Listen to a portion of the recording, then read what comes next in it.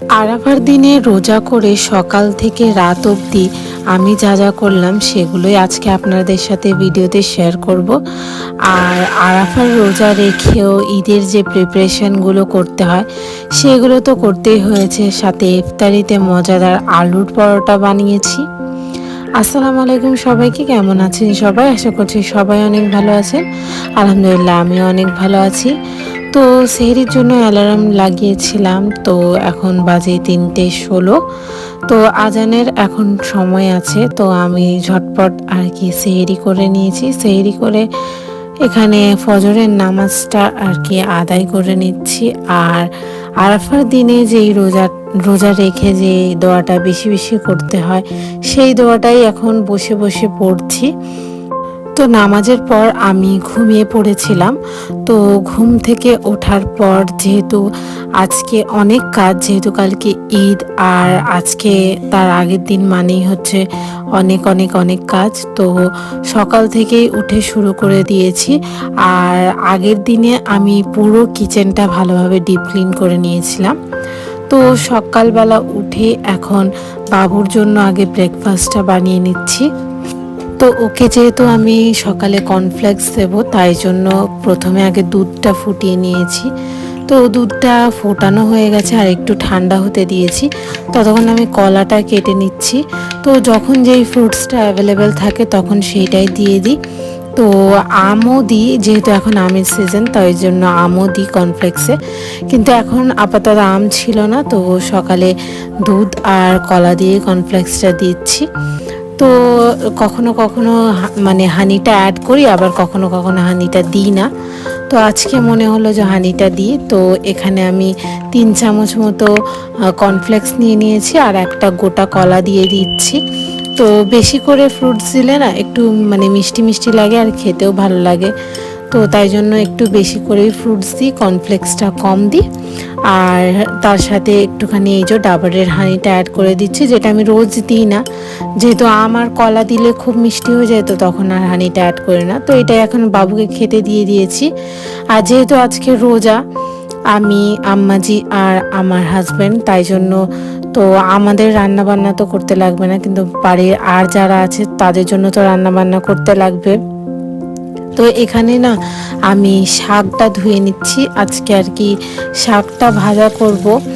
আর আম্মাজি কিছু সবজিও কেটে দিয়েছিল, তো শাকটা আর সবজিটা দুটোই ভালো করে সুন্দর করে ধুয়ে নিচ্ছি। ধুয়ে টুয়ে নিয়ে তারপরে আমি রান্নাটা বসাবো।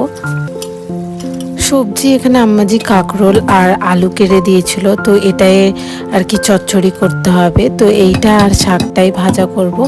তো দুটোই আমার এখানে সুন্দর করে ধোয়া হয়ে গেছে। তো এই হাঁড়িতে আমি ট্রান্সফার করে নিচ্ছি শাকটা। তো এটাকে আমি এই হাঁড়িটার মধ্যেই সেদ্ধ করতে দিয়ে দেবো। আর একদিকে আমি এই চচ্চড়িটা তাড়াতাড়ি রান্না করে নেব, যেহেতু অনেক কাজ আর আবার ইফতারির জন্য প্রিপারেশন নিতে হবে, তাই রান্নাটা একটু সকাল সকালই বসিয়ে দিয়েছি। তো একদিকে দেখতেই পেলেন শাকটা আর কি সেদ্ধ হতে দিয়ে দিয়েছি অল্প নুন দিয়ে, আর ওইদিকে কড়াটাও বসিয়ে দিয়েছি। তো একটুখানি পেঁয়াজ ভালো করে কুচি করে নিচ্ছি, যেহেতু পেঁয়াজটা এমনি গোটা গোটা আর কি ছিলে রাখা ছিল, কাটা ছিল না। তো তাই রান্নার আগে এখানে পেঁয়াজটা কুচি করে নিলাম। নর্মালি ঈদে সারা রাত জেগে বা ভোর থেকে কাজ করে নিলে তারপর তো আর সেরকম কাজ থাকে না, যেমন লোকজন আসে হয়তো তাদেরকে খেতে দেওয়া এইটুকুই। আর তারপর তো সারাদিন বসে থাকাই হয়, বা মানে তারপরে বাপের বাড়ি যাওয়া এগুলোই থাকে। কিন্তু কোরবানির ঈদে তো প্রচুর প্রচুর কাজ থাকে। তো আগের দিনে যত বেশি কাজ থাকে তো থাকে, আবার পরের দিনেও অনেক বেশি কাজ থাকে। বিয়ের আগে, ঈদের আগে বা ঈদের দিনে সেরকম বেশি কাজ করতাম না, মানে আর কি তখন দায়িত্বও থাকতো না, আর তো সেরকম কাজও করতে হতো না। যতটা পেরেছি মায়ের সাথে হেল্প করেছি, মা যেগুলো যেগুলো বলেছে সেগুলো হয়তো করেছি। আর এখন বিয়ের পর তো দায়িত্ব সহকারে কাজ করতে হয়, তো দায়িত্ব পালন তো করতেই হবে। শ্বশুর বাড়িতে প্রথম বছর ঈদ কেটেছে আমার প্রেগনেন্সিতে, মানে আমার বাবু তখন পেটে ছিল সে বছর যে ঈদটা আমি করেছি কোরবানির ঈদ। তো সেই ঈদে আমাকে সেরকম কোনো কাজ করতে হয়নি।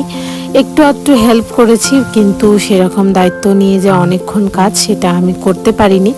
কিন্তু তারপরের বছর দায়িত্ব সহকারে সব কাজই আমি করেছি। আর এই বছর জানা নেই যে কি হবে, কীরকমভাবে করব। কিন্তু যতটা চেষ্টা করেছি প্রিপারেশান অনেকটা আমি নিয়ে রেখেছি, যাতে আমার সেই দিনের কাজ অনেকটা কমে। আর তারপর যে মেহমান আসা থেকে শুরু করে জামাই আদর সব কিছুর জন্য যে প্রিপারেশান, সেগুলোর মাইন্ডসেট আর যা যা দরকার আগে থেকে প্রিপারেশান নেওয়ার, সেগুলোও আমি আগে থেকেই করে রাখার চেষ্টা করছি। যেহেতু ঈদের আগের দিনে যে আরাফার রোজাটা আমি রাখছি, তো লাস্ট 2 বছর না রাখতে পারিনি, কারণ ফার্স্টের যেটা বললাম শ্বশুরবাড়িতে আসার পর ফার্স্ট বছরটা যেটা আমার প্রেগনেন্সিতে কেটেছে, তো আমি রোজা করতে পারিনি। সেকেন্ড বছর তো বাবু দুধ খায় বলে খুব জোর আর কি খিদেতে বমি চলে আসতো, তাই জন্য সেই কারণে আমি রোজা করতে পারিনি। তো এই বছরে আমি রোজা করছি ইনশাল্লাহ, এর পরের রোজাগুলো করার চেষ্টা করব। তো রোজা করে না যে এক্সট্রা কাজগুলো আমি করব, মানে ঈদের দিনের যে কাজগুলো আগের দিনে করে রাখবো, তো সেইগুলো একদমই সম্ভব হচ্ছে না। সকাল থেকে এখনও সেরকম কোনো কাজ করিনি। তো আপাতত মানে সকালের যে কাজগুলো বাসি কাজগুলো থাকে সেগুলো করা, বাসন টাসন মাজা এগুলো করেছি। আর যেহেতু এখন 2-3 দিন কাপড় টাপড়ও কাচা হবে না, সেই হিসেবে কাপড়ও কেচে নিয়েছি। আর এই তো রান্নাটা করে নিয়েছি। তো এখানে কয়েকটা ডিম এনে দিয়েছিল, তো সেই ডিমগুলো ট্রেতে রেখে নিচ্ছি। আর যে আমি সবজিটা রান্না করছিলাম, তো সেটার মধ্যে একটু বেশি পানি ছিল, তো সেটাকেই আমি এখানে মেরে এরকম চচ্চড়ি মতো করে নিয়েছি। তো এখানে আমার রান্নাটাও কমপ্লিট হয়ে গেছে। তো রান্নাটা কমপ্লিট করে নিয়ে আমি গ্যাস মানে পরিষ্কার করে নিয়েছি। আর একটু একটু যে বাসনগুলো হয়েছিল নাস্তার পরে, আর সেই বাসনগুলো আমার মাজা হয়ে গেছে। তো এখানে কয়েকটা কন্টেনার আমি রিফিল করে নিচ্ছি, যেগুলো শেষ হয়ে গেছিলো।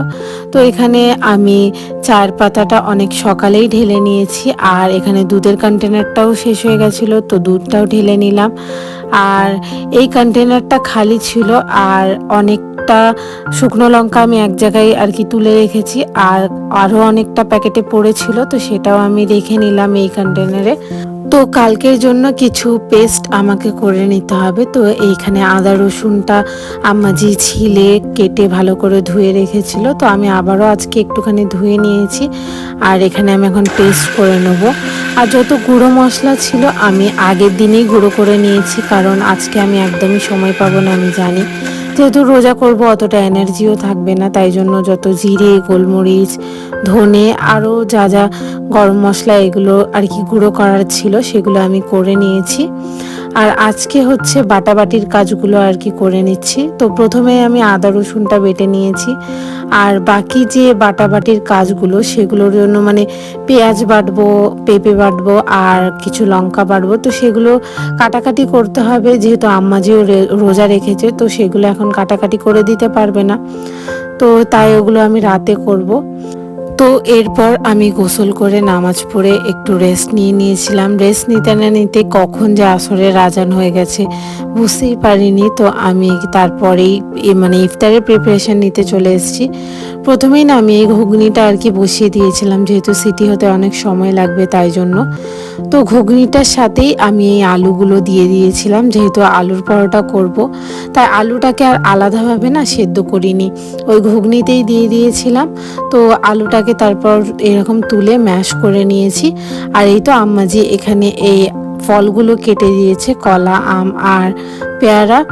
আর যেহেতু এই ডালের স্যালাডটা তো খাই রোজা রাখলে, তাই জন্য এই স্যালাডটাই অল্প করে করে নিয়েছে। তো আমি এখানে যেহেতু শুধু আলুর পরোটাটা করব আর ঘুগনিটা, তো ঘুগনিটা আমার আগেই হয়ে গেছে। তো এখানে আমি আলুর পরোটার জন্য পুরটা রেডি করব, তাই জন্য এখানে তেল দিয়ে আর পেঁয়াজটাও দিয়ে দিয়েছি। তো পেঁয়াজটা এখন আমি লাল করে নিচ্ছি। এই আলুর পরোটাটা খেতে এত মজা হয় আর এত সফট হয় এই আলুর পরোটাটা, একবার না খেলে ট্রাই করে না খেলে বুঝতে পারবেন না। তো এই আলুর পরোটাটা আমি বেশিরভাগ শীতকালেই বানিয়ে থাকি, আর সঙ্গে থাকে ধনেপাতার চাটনি, তো খেতে ভীষণ মজার লাগে। তো আজকে যেহেতু চাটনি করব না, এতটা যেহেতুটা আর কি অনেকটা কাজ আছে, তাই আমি আজকে চা দিয়ে খাবো। তো আরও বেশি সফট করার জন্য না আমি আলুর পরোটাটা করে হটপটে রেখে দেবো। হটপটে রেখে দিলে আরও একটু বেশি নরম হয়ে যায়, তো খেতেও খুব ভালো লাগে। এই আলু পরোটাটা চা দিয়েও খেতে ভালো লাগে, প্লাস চাটনি দিয়েও খেতে ভালো লাগে। তো এখানে আমি পেঁয়াজটা লাল হয়ে যাওয়ার পর সব রকম মশলা দিয়ে দিয়েছি, শুধু দিইনি হচ্ছে আদা রসুনটা। তা বাদে যা যা মশলা আর কি প্রয়োজন, নুন থেকে শুরু করে মানে আপনার লঙ্কার গুঁড়ো, হলুদ গুঁড়ো, জিরের গুঁড়ো, ধনের গুঁড়ো সব রকম দিয়ে দিয়েছি। তো এখানে ভালো করে মিক্স করে অল্প একটু তুলে নিয়েছি আমার বাবুর জন্য। আর তারপর আমি এই যে চিলি ফ্লেক্স দিয়ে দিয়েছি। চিলি ফ্লেক্সটা দিলে না খুবই মানে ওইগুলোর আর কি চাংসগুলো যখন গালে আসে আরও বেশি মজা লাগে। তো চিলি ফ্লেক্সটা দিয়ে আর আলুর পুরটাকে আমি এখানে নামিয়ে ঠান্ডা করে নিচ্ছি। তো এখানে আম্মাজি একটুখানি ময়দা ছেনে রেখেছিল, ময়দাটা অনেক সফট করে ছানতে হবে, তাহলেই আলুর পরোটাগুলো বেশি সফট হবে। আর যদি শক্ত ছানা হয় তাহলে কিন্তু আলুর পরোটাগুলো অত বেশি সফট হবে না। তো এখানে গোল গোল লেচি কেটে রেখেছিলাম, তো লেচিগুলো হাতে একটু তেল দিয়ে এরকম বড় করে নিয়েছি। আর তার ভিতরে এই তো একটু বেশি করে পুর দিতে হবে, কম পুর দিলে না মানে আলুর পরোটার যখনই খাওয়া হবে চারিদিকে আর কি আলুগুলো থাকে না। আর যত বেশি পুর দেওয়া থাকবে তো আলুর পরোটা খেতেও বেশি মজা লাগবে।